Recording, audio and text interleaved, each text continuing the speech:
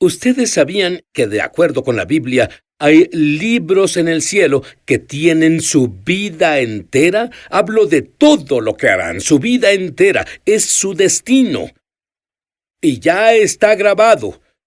Y la gran pasión de Dios es que cumplan el destino que Él tiene para ustedes, y todos tienen un destino. Y es un buen destino.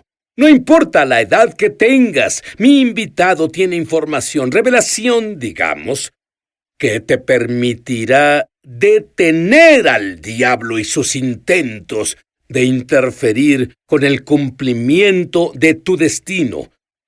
¿Les gustaría descubrir esto? A mí también.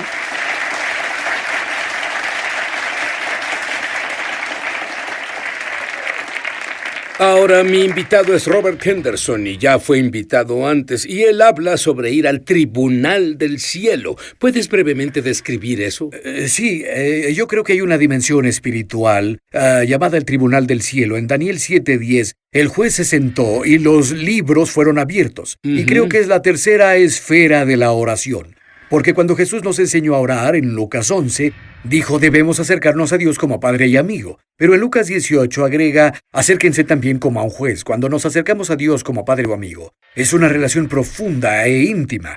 Pero cuando vamos ante Él como juez, se requiere mucha reverencia. Personas están sanando que nunca sanaron antes. Es una revelación asombrosa. ¿Cómo te la mostró Dios? Bueno, salió de mi desesperación y necesidad. Inicialmente tenía un hijo atrapado en depresión y que no solía deprimirse. Estuvo así por 2 años. Y tuve que luchar una batalla en el campo de guerra, en oración, por así decir. Pero de pronto el Señor me susurró y dijo, llévalo a mi tribunal. Y cuando hice eso, con los límites del entendimiento que tenía en el momento, de acuerdo a Romanos 8:26, la Biblia dice, cuando no sabemos cómo orar, Él nos ayuda. Y comenzó a ayudarme. Y Él me guió durante el proceso en el tribunal del cielo. 1 semana y media después, mi hijo llamó y dijo, papá, ¿puedo hablar contigo? Y dije, por supuesto. Y él dijo, no sé qué pasó. 1 semana y media atrás, toda la depresión se fue. Estaba completamente libre, completamente libre. Bueno, oyes esto en todo el mundo, en verdad, de esa revelación. Pero esta última, en realidad, me llega. Pero para entenderlo, dime sobre los libros en el cielo. Sí, de acuerdo con Daniel 7, verso 10, la Biblia dice, el juez se sentó o entra en sesión, está lista para proceder en sesión. Y los libros fueron abiertos. Y hay muchos libros en el cielo, toda clase de libros, pero uno de los libros principales son los libros del destino. Encontramos eso en...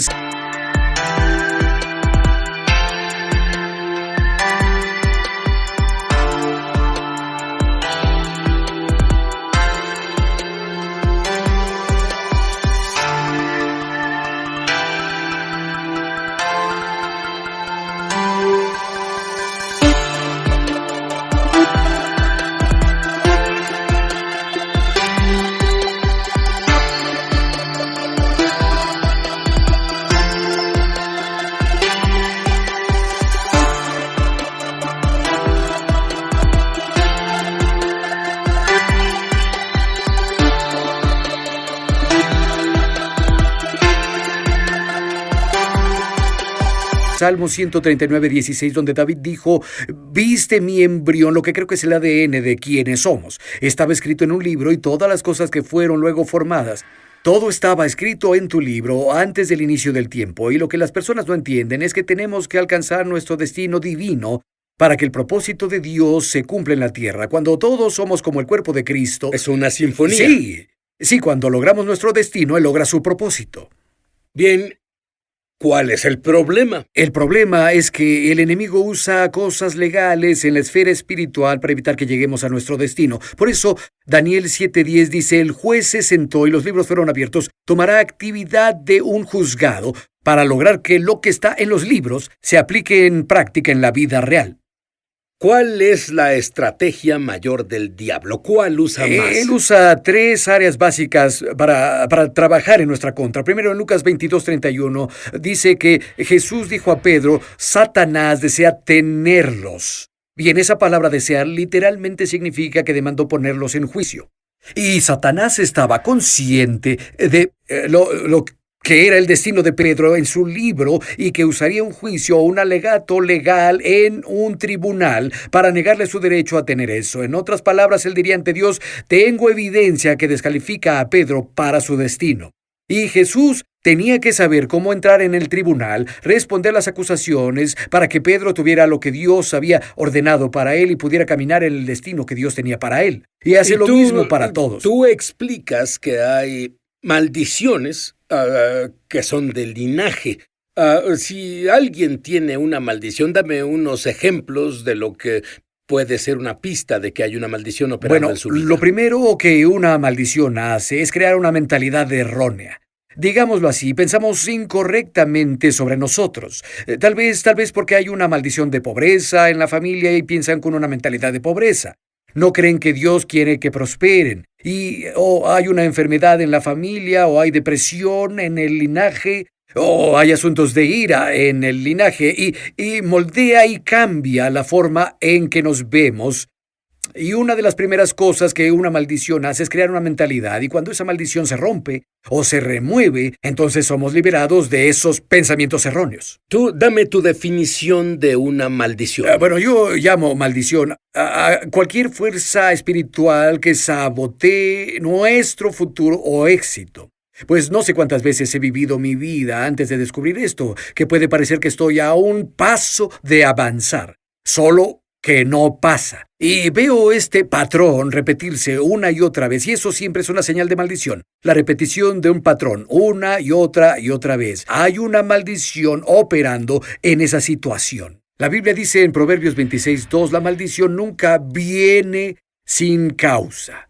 Dice que es como aves volando alrededor, buscando dónde aterrizar. Dice que la maldición debe tener una causa. La palabra causa implica que encontró un derecho legal para operar contra ese linaje, y por eso ver ciertos tipos de actitudes, comportamientos, enfermedades, depresiones o lo que sea, pasando de generación en generación sin poder llegar al destino ordenado por Dios. Brevemente, tú tenías una maldición en tu linaje que, de no haber sido manejada, el diablo hubiera evitado que estuvieras sentado en esa silla hoy. Absolutamente, pues descubrí que la timidez era una maldición. En mi linaje familiar, mi papá era muy tímido, mi hermana mayor era muy tímida, y hacia atrás, yo era tan tímido que cuando mi esposa y yo salíamos, ella tenía que pedir por mí.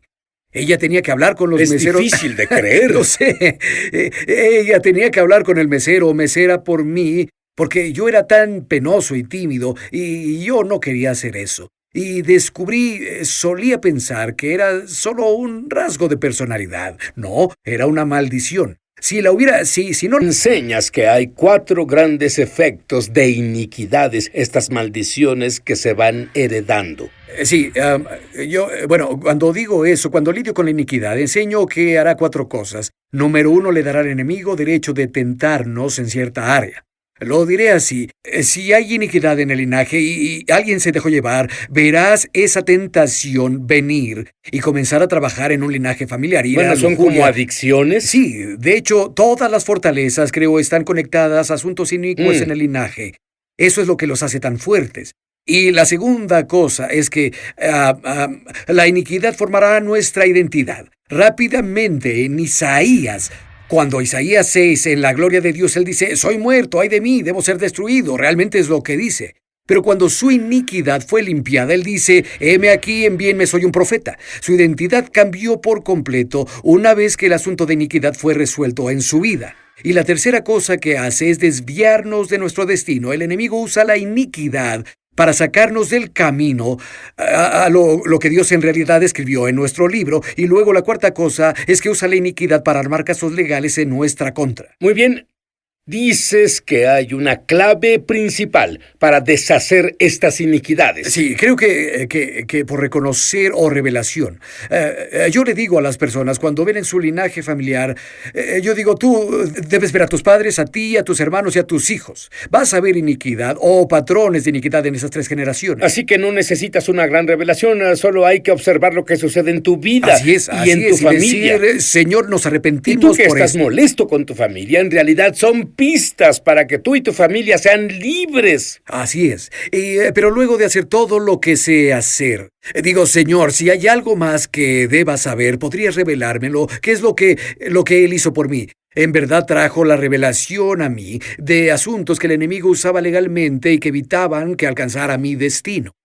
Bueno, ¿qué hay de alguien que dice una vez que nací de nuevo, las iniquidades se han ido, terminado, no tienes fe, Robert? Sí, es como, oigo eso muy seguido, pero lo que digo es esto. Cuando Jesús murió en la cruz, fue la transacción legal más grande de la historia. Eso fue lo que fue la cruz. Fue un veredicto dado, y esto es lo que digo. Un veredicto que no se ejecuta actualmente no tiene poder. Y en Juan capítulo 16, la Biblia dice, cuando el Espíritu Santo venga, Él convencerá al mundo del juicio, porque el gobernador de este mundo fue juzgado. Dicho así, Él nos revelará que cuando Jesús murió en la cruz, hubo un veredicto contra el diablo, pero es el poder del Espíritu Santo quien nos fortalece para ejecutar ese veredicto actualmente, y así obtenemos el beneficio de todo por lo que Jesús murió. Es lo que hacemos en el Tribunal del Cielo. Hay una historia interesante que compartes sobre tu bisabuelo. Tuviste un sueño sobre él. Nunca lo conociste o no sabías nada de él. Nada, y yo estaba en un periodo de frustración porque por décadas vi promesas rotas en mi vida, personas que me prometían cosas y luego no las cumplían. Y una y otra vez esto pasó, y estaba tan frustrado. Bueno, en medio de eso tuve un sueño. Y el Señor, en el sueño, me dijo que mi bisabuelo, por negligencia, hirió a alguien. Y que había ahora como resultado de eso un juicio contra mí. Y cuando desperté, entendí de inmediato lo que el Señor me decía. Él me decía, hay un veredicto contra ti en el Tribunal del Cielo. El enemigo tiene un caso en tu contra por la negligencia de tu bisabuelo. Y tenía que comenzar a arrepentirme de mi negligencia, la negligencia de mi familia, pero en especial la negligencia de mi bisabuelo. Y cuando hice eso, de pronto una liberación vino y un nuevo destino llegó a mí. De hecho, el Señor me dijo, Él dijo, la negligencia de tu bisabuelo robó el sueño de alguien. El enemigo ha usado eso como un derecho legal para robar tus sueños. Muy bien, si no hubieras soñado eso, ¿podrías haberte deshecho de la iniquidad? No lo creo. Creo que en ese caso necesitaba revelación divina del Señor. Y tú orabas por eso. Y oraba por eso. Yo decía, Señor, ¿por qué este patrón se repite tanto en mi vida? Y el Señor me dio este sueño para ayudarme a saber por qué. Puedo decirte que viene una libertad para ti. Hay una respuesta viniendo a ti y estás a punto de cumplir tu destino. Quiero que Robert te explique brevemente cómo ir al Tribunal del Cielo y legalmente deshacerte de los cargos en tu contra y esas iniquidades. Ya volvemos. Tu esposa... ella no necesitó un sueño o revelación. Fue obvio que hubo ataques contra las vidas de su generación. Explica. Bueno, yo estaba de viaje como siempre y tuve un sueño vívido donde mi esposa estaba parada ante mí, pero detrás de ella estaba su tía que había muerto. Murió hace 20 años y supe que en el sueño la tía era parte de la nube de testigos de la que la Biblia habla y nadie la vio más que yo. Mi esposa me decía, me pongo más y más fuerte, pero su tía parada detrás de ella tenía sus brazos cruzados y movía la cabeza comunicándose conmigo. No, se pone más y más débil y morirá prematuramente.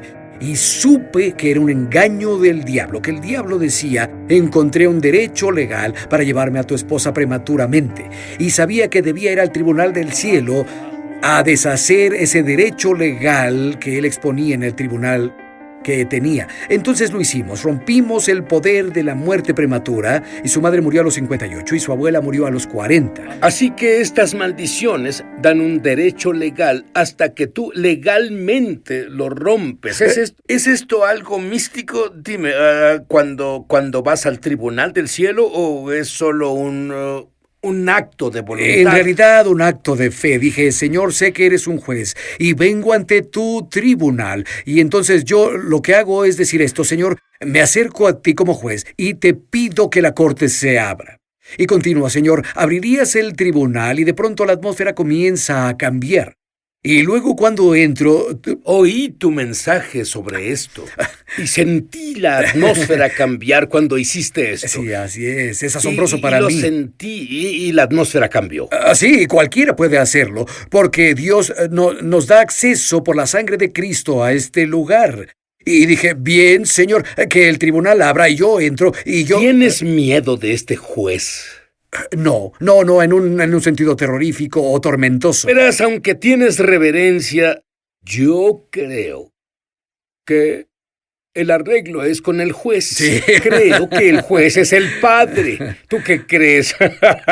Así es. Él nos busca para que pongamos la fe en lo que Jesús hizo. Cierto. Y presentamos el caso en base a eso, y eso le da el derecho que necesita para liberar el veredicto a nuestro favor.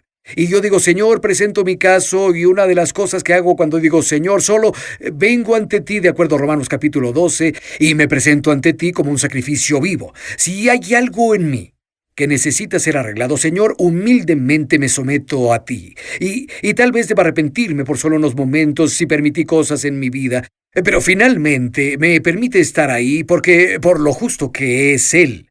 Porque es su justicia la que me brinda acceso a ese tribunal. ¿Puedes ganar cada vez? Puedo ganar cada vez. Me gustan esas probabilidades.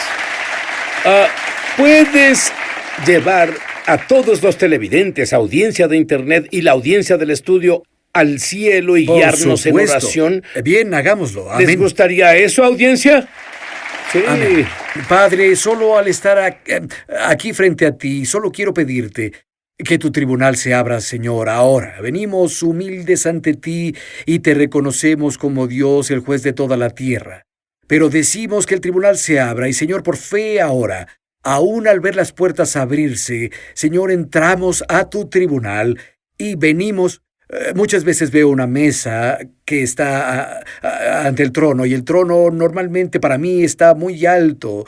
Nos veo ante el trono en esa mesa y, Señor, estando aquí, solo decimos que si hay algo en nosotros que te desagrada, permitas que tu sangre limpie eso ahora mismo. Ahora mismo. Y, Señor, estando aquí, quiero pedirte que cualquier pecado, transgresión o cualquier iniquidad de nuestro pasado que el enemigo esté usando para presentar un caso contra nosotros, podrías tú, de acuerdo con Colosenses 2:14, podrías hacer que cada acusación en nuestra contra, que no sea contraria, sea quitada del camino por quien eres y lo que has hecho en la cruz. Señor, te agradezco por hacer eso y que todos los que nos ven ahora, que todo caso en contra de ellos, te pido por la sangre de Jesús, se descarte y se remueva. Y, Señor, ahora que sus peticiones y sus destinos sean sellados y asegurados y se vuelvan realidad para ellos. En el nombre de Jesús. Te agradezco por hacer eso. Amén. Amén. ¿Sabes qué, Robert? Parece tan simple. En realidad es tan simple. Sí, en realidad pues cuando estás ante el Señor y tienes más tiempo, puedes decir, Señor, es como una relación con Él. Pero ¿qué tal si no veo el cielo, no?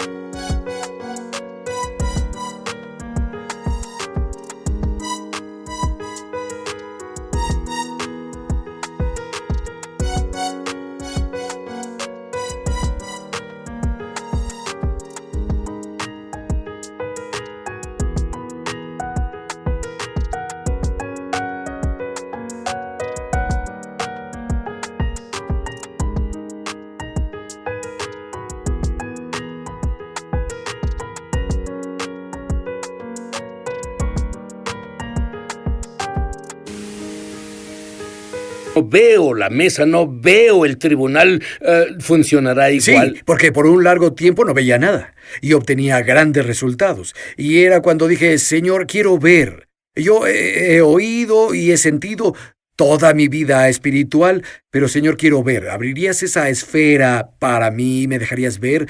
Y al postrarme por fe, estoy consciente de eso. Pero no tenía que tener eso, podía solo moverme por fe basado en lo que veo en la palabra de Dios. Dices que Moisés es un gran ejemplo de esto. Explícalo brevemente. Bueno, Dios dijo a Moisés, quítate del camino, estoy harto de Israel, voy a eliminarlo. Lo recuerdo, no estaría aquí hoy si no fuera por Moshe Rabbeinu. Y Moisés le dijo al Señor, Señor, no puedes hacerlo. Él dijo, tu propósito está en ellos, tu reputación está en ellos, dirán que si los destruyes, que pudiste sacarlos, pero no pudiste llevarlos. Y él dijo, eres un Dios que cumple pactos y serás acusado de no cumplir tu pacto y romper tu palabra. Entonces, en base a tres cosas, Moisés presentó un caso ante el tribunal. Él nunca... Y tal como Moisés hizo eso, presentamos un caso ante el tribunal. Así es. Bien adelante. Sí, así, pero el caso de Moisés en el tribunal se basó en el propósito de Dios, no en la necesidad de alguien. Y les digo a las personas, cuando entres al tribunal, debes presentar casos, tantos como puedas, basados en el propósito de Dios en el asunto, no en tus necesidades. Tal vez vayamos ante el Padre y amigo con la necesidad, pero en el tribunal, si presentamos un caso basado en los propósitos de Dios, Señor, tu propósito se encuentra en esta persona, en este niño, en esta situación. Dame un ejemplo. Alguien tiene un hijo moribundo. ¿Qué es lo que le dirías? Le diría, Señor, este niño tiene un destino escrito en los libros del cielo. Si este niño muere, entonces tu propósito en este niño se perderá.